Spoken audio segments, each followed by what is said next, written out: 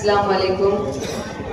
मेरे साथ जितने भी मेरे बड़े यहाँ पे मौजूद है, साजिद अंकल, मुफ्ती साहब, जिया सर और जितने भी लोगों ने ये प्रोग्राम ऑर्गेनाइज करने में बड़ी मेहनत की है, उन सबका शुक्रिया अदा करती हूँ।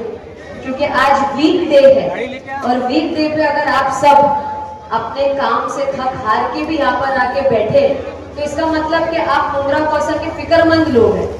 मुमरा कौसा की मुस्तकबिल में आपका बहुत बड़ा हिस्सा होने वाला है। देखिए, मैं आपको ये बोलना चाहती हूँ कि जो इलेक्शन है ये गटर वाटर मीटर गलियों का इलेक्शन नहीं है कि आप जो नगर सेवक हैं वो अपना प्रचार करे या वो अपने बारे में बताए। ये जो सब कर रहे हैं ना हम लोग, ये हमारे महाराष्ट्र को बचाने के लिए कर रहे हैं। ये मुमरा कौसा को एक गंदी हवा, बीजेपी की हवा से बचाने के लिए कर रहे हैं। कैसा है कि लोगों को पता नहीं है, बहुत सारे लोगों में ये एक मिसकंसेप्शन क्रिएट किया जा रहा है कि घड़ी जो है वो आवाज साहब का चिन्ह है। ऐसा नहीं है, घड़ी अब बीजेपी का चिन्ह है। बीजेपी के साथ घड़ी जा चुकी है। तो सबसे पहले मैं आपको ये बता दूं।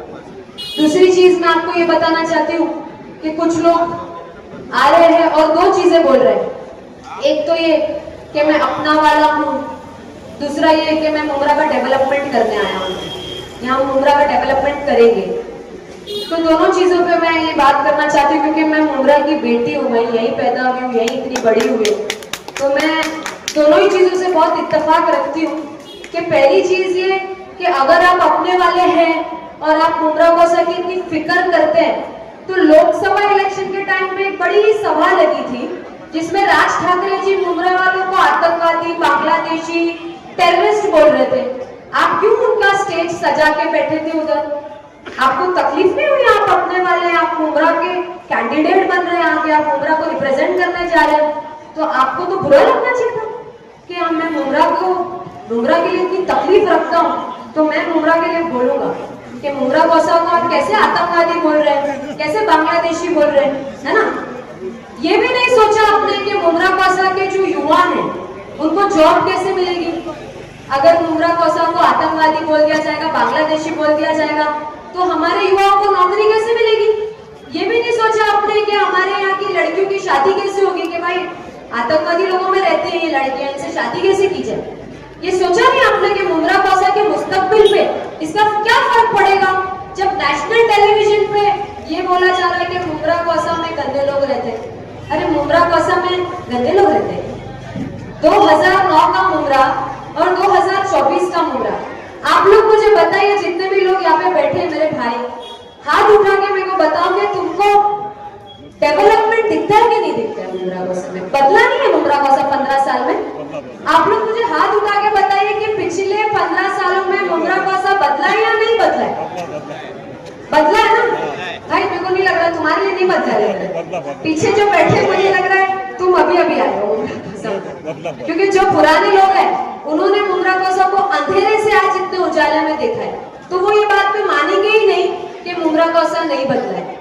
तो मैं तो यहाँ ये स्टेज से चैलेंज कर सकती हूँ, जितने भी मीडिया बैठी है, मेरा ओपन चैलेंज है कि डेवलपमेंट पे आ जाइए और मुझसे बात कर लीजिए। पूरा दिन हम लोग डिबेट करेंगे इस चीज पे इंशाल्लाह। मैं बहुत छोटी हूँ, बड़े बड़े लीडरों से कैसे डिबेट कर सकती हूँ, बट मुमरा की हिस्ट्री, मुमरा के डेवलपमेंट को अपने आंखों से देखी हूँ। तो एक हेल्थी डिस्कशन तो हम कर लेंगे डेवलपमेंट पे इंशाल्लाह, क्योंकि हमने अपनी आंखों से मुमरा को बदलते हुए देखा है। अपना अपार्टमेंट में रहते थे हम लोग, नीचे बावड़ी है अपना अपार्टमेंट, मालूम है लोगों को जो लोग यहाँ पे रहते हैं, अपना अपार्टमेंट में नीचे एक बावड़ी है। हम लोग वो बावड़ी से पानी भरते थे, ऊपर पानी नहीं आता था 2-2 दिन, 3-3 दिन। तो स्कूल की छुट्टी हो जाती थी, मजा आती थी कि स्कूल की छुट्टी करने के लिए मिल रहा है, क्योंकि 3-3 दिन 4-4 दिन पानी नहीं आ रहा है, नीचे बावड़ी से पानी भर भर के मम्मी मेरे ऊपर लेके जाए। तो ऐसा रहा है और अल्हम्दुलिल्लाह अभी बहुत बेहतरीन काम हो चुका है। बचा जो भी काम है वो अवार्ड साहब और उनकी टीम मिलके, सारे लोग मिलके, आप सबके साथ के साथ बाकी का डेवलपमेंट करेंगे हम लोग। बट ये इलेक्शन जो है ना, ये चीफ मिनिस्टर इलेक्शन है। जिनके ज्यादा एमएलए होंगे उनका मुख्यमंत्री बैठेगा। अभी आप मुझे एक बात बताइए कि आपको पता है ना हमारे मुख्यमंत्री कौन है? चाचा आपको पता है कुछ महीने पहले, 1-2 महीने पहले मुख्यमंत्री जी ने एक बहुत सनसनी स्टेटमेंट रिलीज किया बिना ये सोचे समझे कि नेशनल मीडिया उनके सामने।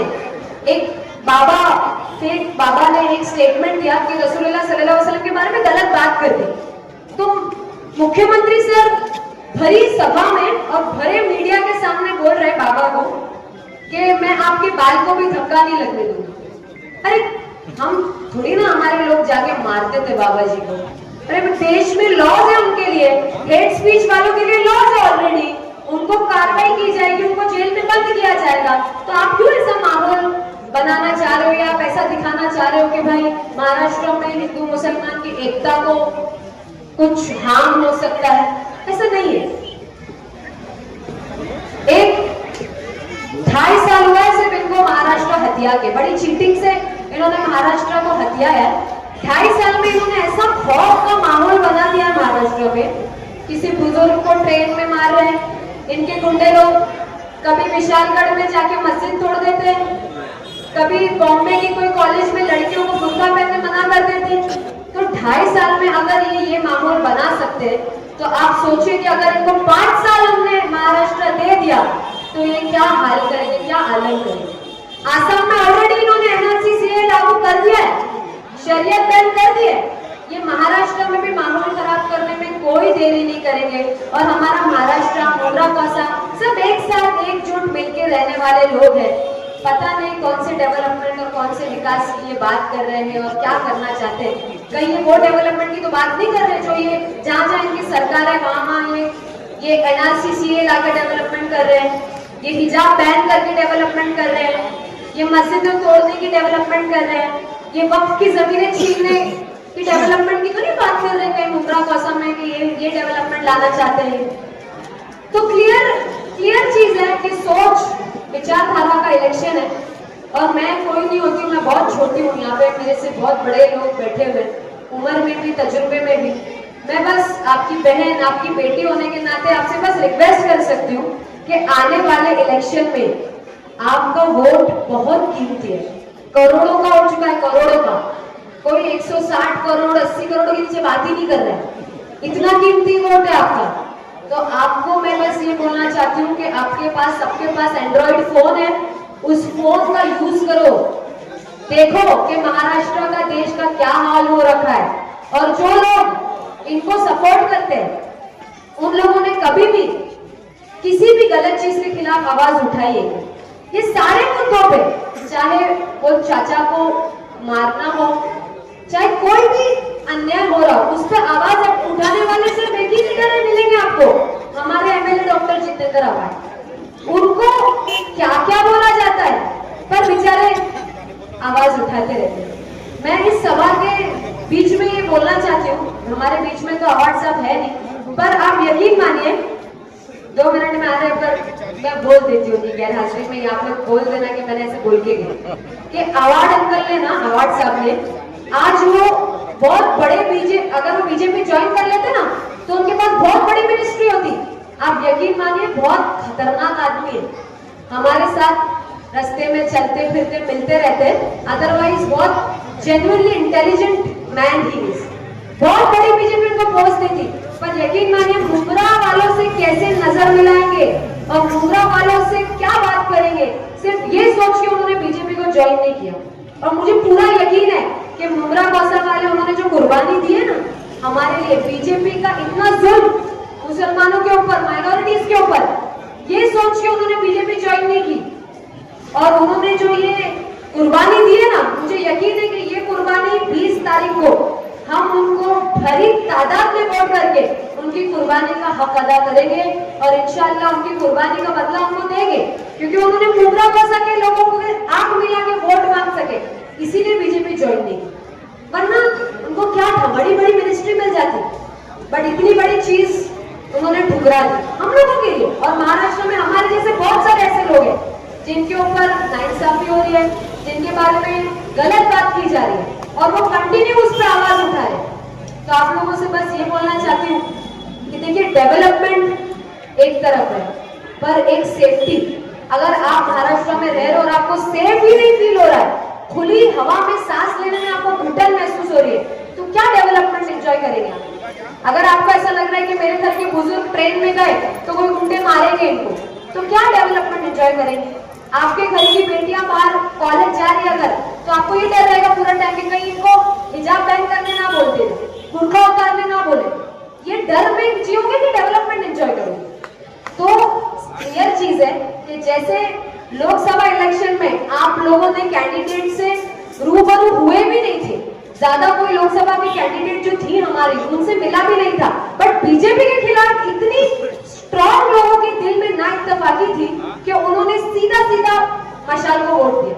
मुझे उम्मीद है कि लोकसभा अभी विधानसभा इलेक्शन में भी आप क्लियर इंशाल्लाह इंडिया अलायंस के कैंडिडेट को वोट करेंगे, जो है हमारे एमएलए डॉक्टर जितेंद्र आव्हाड। पवार साहब के गठबंधन से तुतारी को वोट करेंगे।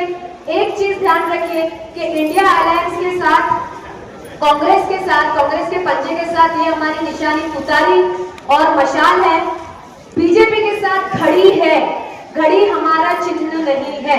आप महाराष्ट्र में जहां कहीं भी आपके रिश्तेदार है उन सबको बताओ कि महाराष्ट्र में जहां भी आपको तुतारी दिखती है, कांग्रेस का हाथ दिखता है, मशाल दिखती है, आप बंद करके वोट करो, क्योंकि ये महाराष्ट्र को बचाने की लड़ाई है। ये छोटे रास्ता बनाने की लड़ाई नहीं है, ये महाराष्ट्र को बचाने की लड़ाई है। तो इसमें आपका बहुत बड़ा रोल है। हमारे रिलीजन में, हमारे बीच में बहुत मुसलमान लोग हैं, हमको तो पता है चाचा कि रास्ते से एक पत्थर उठा के फेंकने का कितना बड़ा सवाब है। तो सोचो महाराष्ट्र से इतने बड़े फितने को उठा के फेंकने का कितना बड़ा सवाब है। तो आप लोगों से गुजारिश करती हूँ कि इसमें आप हाथ बटाएं। ये बड़ी जंग में आप लोगों की मेहनत की बहुत जरूरी है। आज की तारीख में जंग तलवारों से नहीं लड़ी जाती है। आज का माहौल ऐसा है कि आपके पास बहुत बड़ा हथियार है, वोटिंग। इसको हथियार की तरह यूज करो, इनकी आइडियोलॉजी को निकाल फेंको महाराष्ट्र से। इंशाल्लाह सब लोग 20 तारीख को पूरी तादाद में वोट करेंगे ना, इंडिया अलायंस को वोट करेंगे ना, तुतारी आना चाहिए इंशाल्लाह। देखिए 1 नंबर 2 नंबर मत याद रखो, ये तुतारी बजाने वाला इंसान, ये आदमी, इसको याद रखिए। ये निशानी पे वोट कीजिए और महाराष्ट्र से बीजेपी को मुक्त करा दीजिए, इनको इनके घर वापस भेजिए। अल्लाह हाफिज, जय हिंद, जय महाराष्ट्र।